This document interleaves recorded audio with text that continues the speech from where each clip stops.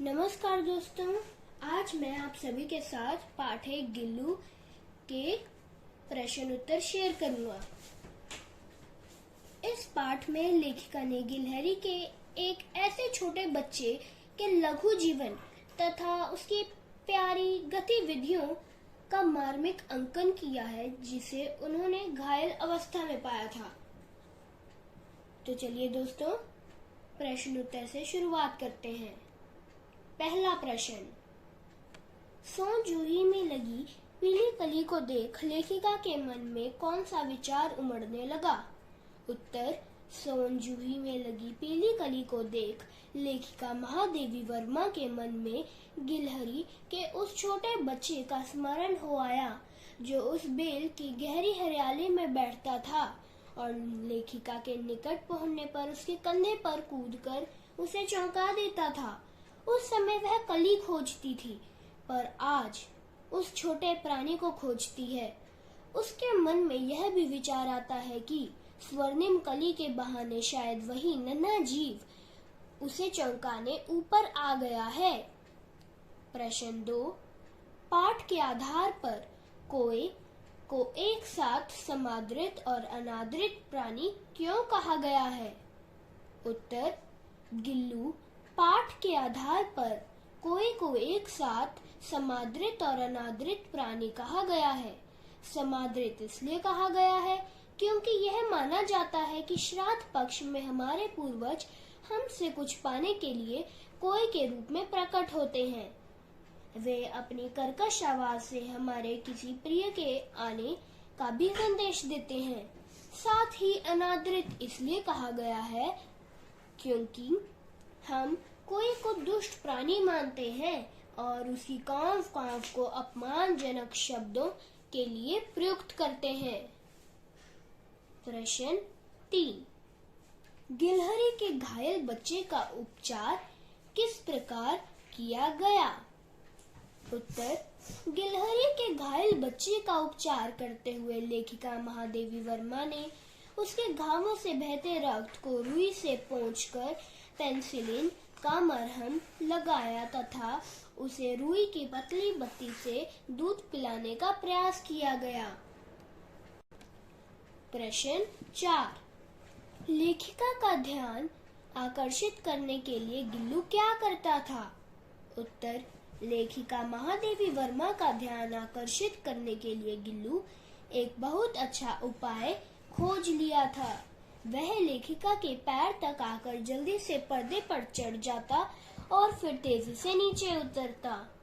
लेखिका उठकर जब तक उसे पकड़ न लेती तब तक उसका दौड़ने का यह क्रम चलता रहता था। प्रश्न 5, गिल्लू को मुक्त करने की आवश्यकता क्यों समझी गई और उसके लिए लेखिका ने क्या उपाय किया? उत्तर, जब गिल्लू के जीवन का प्रथम बसंत आया और बाहर की गिलहरियां खिड़की की जाली के पास आकर पता नहीं उससे क्या बातें करती, लेखिका ने गिल्लू को अपने पन की भावना से जाली से बाहर झांकते हुए देखा तो उसे लगा कि अब इसे मुक्त करना आवश्यक है। उन्होंने कीले निकालकर जाली का एक कोना खोल दिया। इस रास्ते से बाहर जाकर गिल्लू ने अपने स्वतंत्रता की सांस ली। प्रश्न 6, गिल्लू किन अर्थों में परिचारिका की भूमिका निभा रहा था?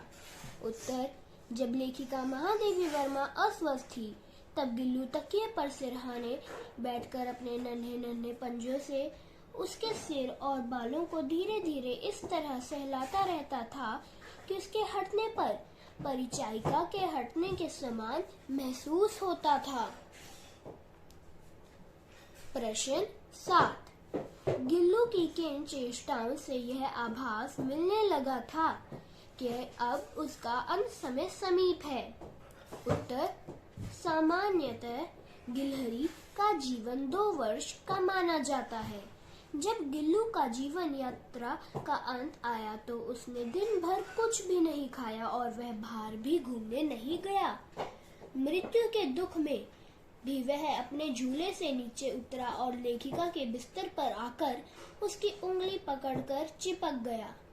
इन सभी चेष्टाओं से लेखिका को लगा कि उसका अंत समय समीप है और सुबह की पहली किरण के साथ ही वह हमेशा के लिए सो गया। प्रश्न 8। प्रभात की प्रथम किरण के स्पर्श के साथ ही वह किसी और जीवन में जागने के लिए सो गया का आशय स्पष्ट कीजिए। उत्तर। प्रस्तुत पंक्ति का आशय है कि महादेवी वर्मा द्वारा पाला गया गिलहरी का बच्चा अपने जीवन के लगभग 2 वर्ष पूरे करने के बाद इस संसार से विदा हो गया। वह पूरी रात व्याकुल रहा और जैसे ही सुबह की पहली किरण निकली उसने अपने प्राण त्याग दिए।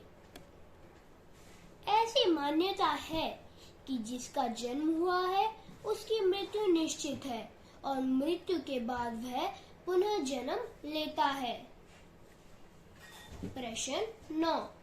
सोन जूही की लता के नीचे बनी गिल्लू की समाधि से लेखिका के मन में किस विश्वास का जन्म होता है?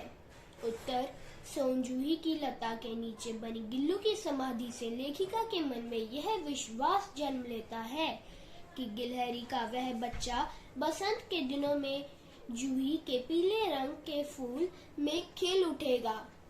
धन्यवाद दोस्तों।